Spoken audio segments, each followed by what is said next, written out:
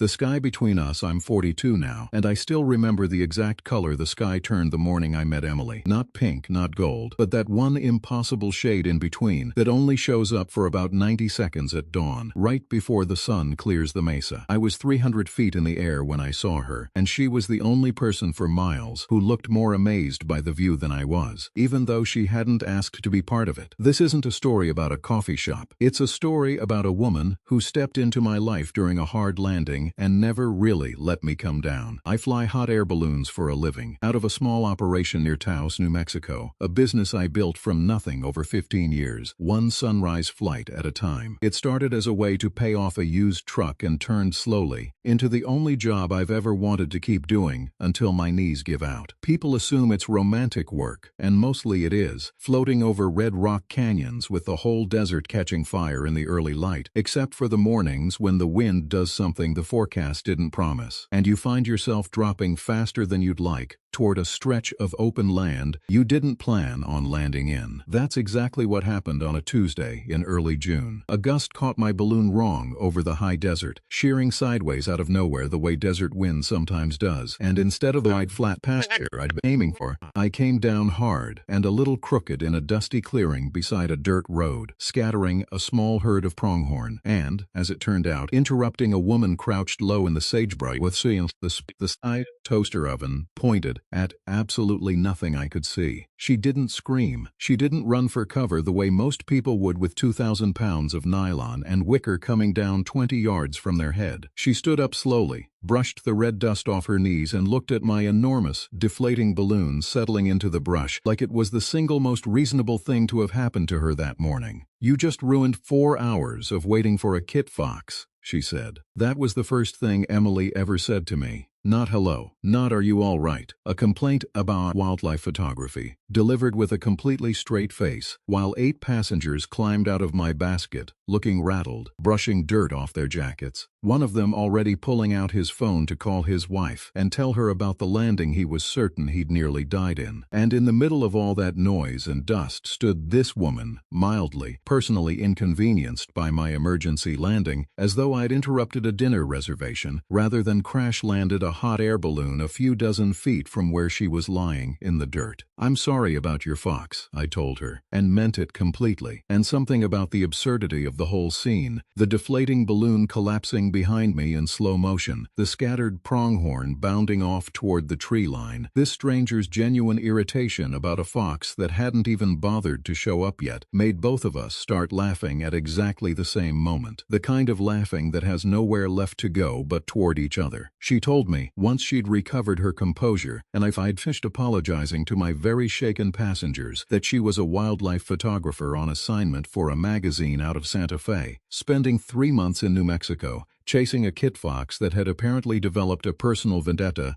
against being photographed. She'd been coming out to this exact clearing, at this exact hour, for 2 weeks straight, and in 2 weeks the fox had shown itself exactly once, for 4 seconds, just long enough to convince her it existed, and just short enough to make sure she never got the shot. "You're going to be here again tomorrow," I said. It wasn't quite a question. "I'm going to be here every morning until October," she said, "or until this fox forgives me for existing, whichever comes first." I offered to buy her a coffee to make up for the fox. She looked at me for a long moment, sizing me up the way I imagine she sized up every animal she was trying to photograph, patiently, thoroughly, without any rush to reach a conclusion, and then said she'd rather I taught her to fly the balloon instead, since she was going to be in town all summer anyway and had, in her words, already ruined the morning, so we might as well make it count. I said yes before I'd finished thinking about it. It's still the fastest decision I've ever made that turned out to be completely right. Emily came out to the launch field 3 mornings a week, that whole summer, before sunrise, when the desert air was still cold enough to see your breath, and the sky hadn't decided yet what color it wanted to be. I taught her to read the wind the way I'd learned it myself, over 15 years of trial and quiet error, by watching the way smoke drifted off a distant chimney, by feeling the temperature difference between 300 feet and 3,000, by trusting instinct over instruments more often than any flight manual would ever recommend. She was quicker than most people I'd trained over the years, because because she already understood, from years of waiting on animals that never showed up on schedule, how to be patient without being passive, how to hold perfectly still and pay close attention at the same time, which is a rarer skill than people assume. We didn't talk much those first few weeks, not the way people usually mean when they say two people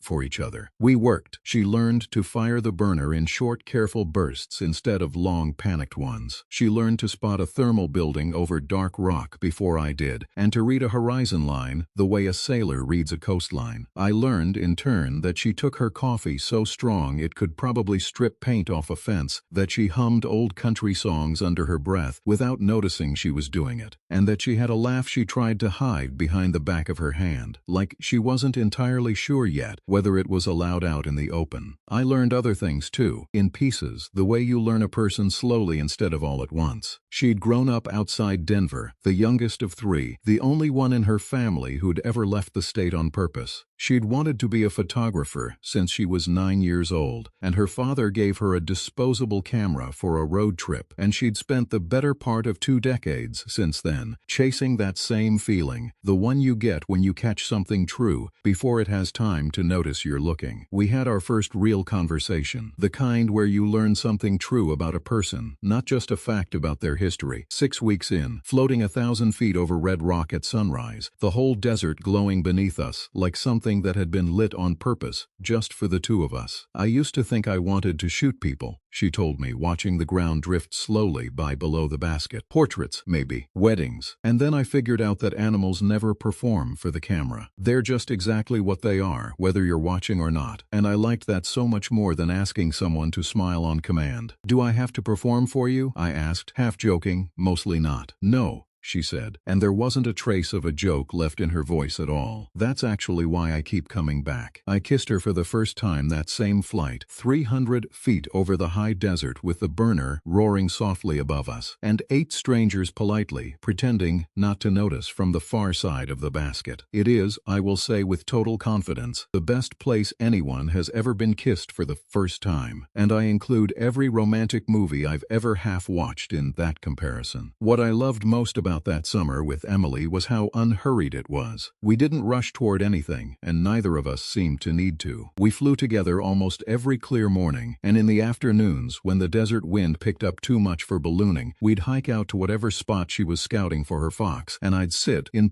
complete silence for hours at a stretch, learning slowly that some of the best conversations two people can have don't use any words at all. She started teaching me things, too, in exchange, the way people do when a friendship starts turning into something else, and nobody wants to be the one who admits it first. She taught me how to actually use the camera I'd owned for 6 years and never learned properly, sitting untouched in a drawer since a well-meaning birthday gift from my sister. She taught me the difference between a good photograph and a true one. "A good photograph is in focus," she told me one afternoon, adjusting my hands gently around the lens the way she'd have adjusted a nervous student's grip on a burner valve. "A true one makes you feel like you were standing exactly where the photographer was standing, even if you weren't there at all." By August, we were spending nearly every evening together, cooking mediocre dinners in my small kitchen because neither of us was much good at it, and both of us were too stubborn to admit defeat and order takeout. We'd watch the light change over the mesa from my porch until it got too dark to see anything but each other. The crickets loud in the sagebrush, the whole desert cooling down around us the way it does, the second the sun finally gives up for the day. There was a night in late August I still think about more than almost any other. Not a big moment, not a turning point exactly, just an ordinary Tuesday that somehow became the night I understood how far gone I already was. Emily was standing at my stove, picking green chile out of a pan I'd badly overcooked, laughing at herself for even trying to save it, and I was watching her from the doorway with a feeling in my chest I hadn't had in years, maybe ever, the specific, quiet certainty that I already knew, without needing anyone to confirm it, that this was the person I wanted every future ordinary Tuesday to look like. I did not propose that summer. I did not tell her I loved her with fireworks or grand gestures or a hired string quartet hiding in the bushes. I told her exactly like that, quietly, while she stood over a ruined pan of chile, my voice coming out steadier than I expected it to. "I love you. you," I said. She didn't look up right away. She kept scraping at the pan for a second longer, like she needed the extra beat to let the words land properly. And then she set the spoon down and turned around. "I love you too," she said. "I've been trying to figure out how to say it without scaring you off, since I'm supposed to leave in October." That was the first time the assignment's ending had come up between us directly, spoken instead of simply understood, and it landed in my chest like a stone dropped into still water, small but with ripples that kept spreading long after the splash itself was over. Here is where the summer got strange, in the good way, though it didn't feel entirely good while it was happening. In September, with roughly 3 weeks left on her assignment, Emily started disappearing in the afternoons, not out to the mesa, where I'd long since gotten used to losing her for hours at a stretch chasing a fox with a personal vendetta, but into town, to a little photography studio just off the plaza that rented out darkroom space by the hour to local artists and hobbyists. She wouldn't tell me what she was working on. She came home some evenings with her fingertips stained from developer chemicals, smelling faintly of vinegar and something sharper underneath it, instead of the dust and desert sage I'd gotten used to, and when I asked what she was printing, she'd just smile in that particular way she had, patient, a little private, and say not yet. I won't pretend it didn't worry me a little. Not because I doubted her, exactly. I had learned by then that Emily kept things close, not out of secrecy but out of care, the same instinct that made her wait 4 silent hours for a fox, rather than risk disturbing it before it was ready to be seen. But I was a man who had just told a woman he loved her, watching her spend her last 3 weeks in New Mexico, locked away in a dark room, instead of beside me, in a balloon basket. And some small unreasonable part of me, the part that had spent 15 years landing balloons, and knew exactly how quickly weather can turn on you without warning, was afraid she was already saying goodbye in her own way, quietly preparing to leave before I even noticed she was gone. I tried not to say anything. I mostly succeeded for almost 2 weeks, filling the empty afternoons with maintenance work on the balloon I didn't strictly need to do, patching seams that weren't torn, checking rigging I'd already checked twice. There was one particular evening, right in the middle of all that worrying,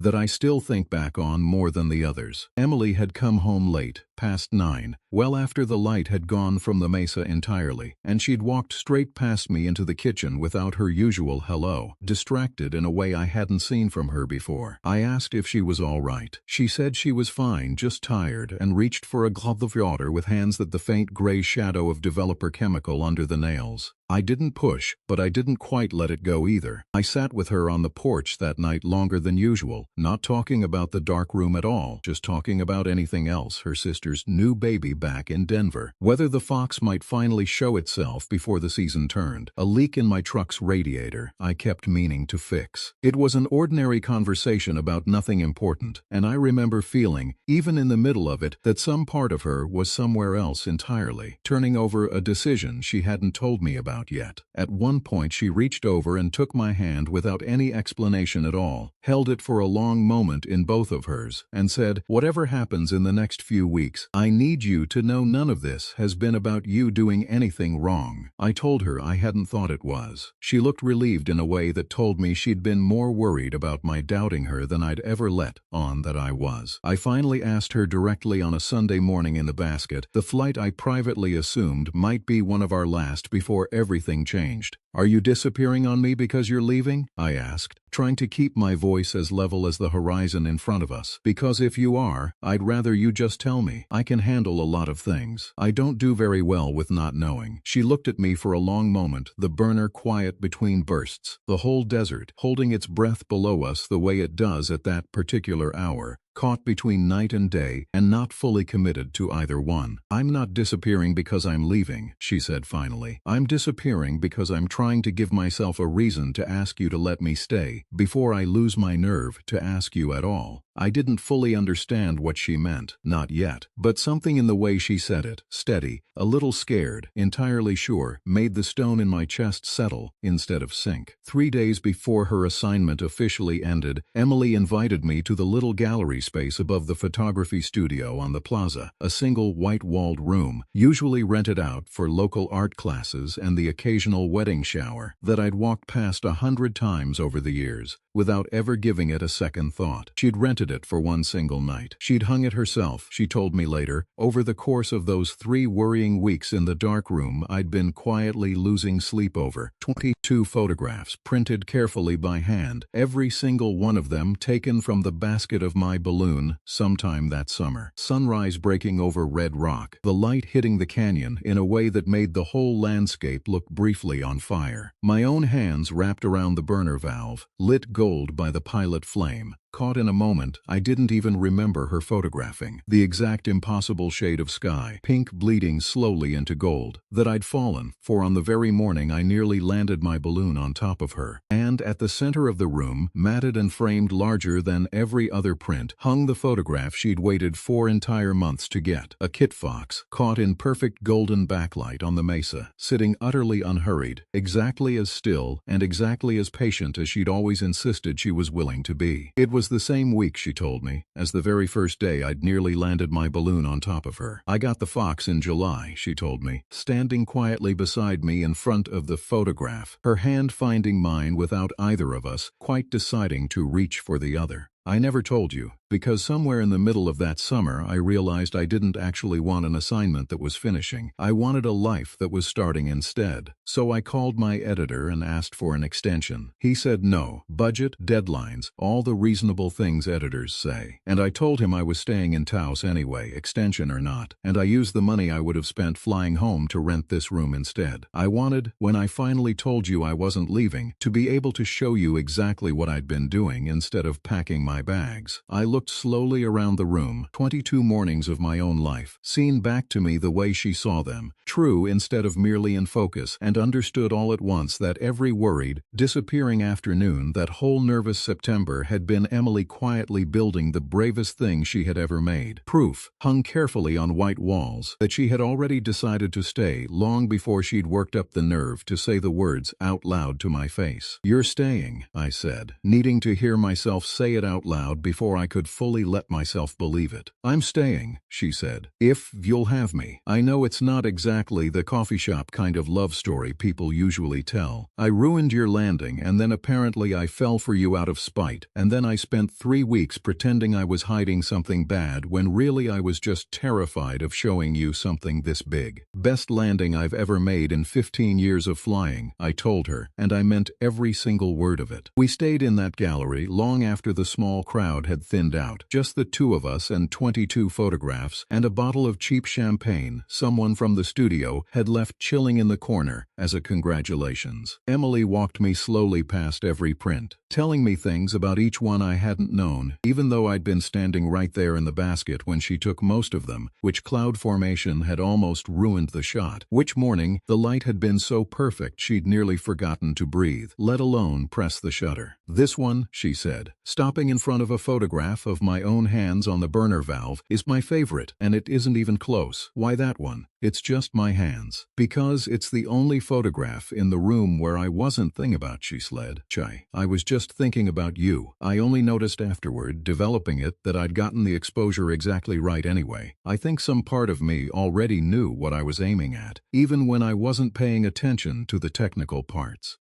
I didn't have anything clever to say back to that. I just kissed her, right there under her own photograph of my hands, surrounded by an entire summer of mornings she'd quietly saved without my knowing, and understood that I had never in my life felt this certain about wanting to spend every early alarm clock for the rest of my years with one specific person. I didn't wait long after that night in the gallery. I'd actually been carrying a ring in my jacket pocket for nearly 2 weeks by then, bought on a nervous, hopeful drive down into Santa Fe that I hadn't told a single soul about, terrified the entire time that I was about to propose to a woman who might genuinely be gone from the state within 72 hours. I asked her the very next morning in the basket, at the exact altitude and the exact impossible color of sky where I'd first kissed her back in June, 300 feet up, the burner quiet for just one long moment, the whole desert glowing gold beneath us, the same way it had on that very first flight, back before either of us had any idea what the summer was actually going to give us. "I want every sunrise like this one," I told her, my hands not entirely steady on the ring box, for as long as either of us is willing to get up early enough to catch it. "I don't need a coffee shop. I don't need a plan. I just need you, and this basket, and about 300 feet of air between between us and everything else. She said yes before I'd even finished getting the ring all the way out of my pocket, laughing and crying at exactly the same time in a way that made the passengers on the far side of the basket start clapping before most of them even understood what, precisely, they were clapping for. One of them, a woman celebrating her 40th birthday with her husband, told me afterward it was the best flight she'd ever paid for, and she'd flown balloons in 3 different countries. We floated in silence for a while after that, neither of us in any hurry to bring the balloon back down to earth, watching the desert slowly wake up beneath us, a coyote trotting along a dry wash, the first pickup trucks of the morning kicking up dust on the county road, the light climbing steadily from that first impossible pink-gold shade into the plain, ordinary brightness of an actual day.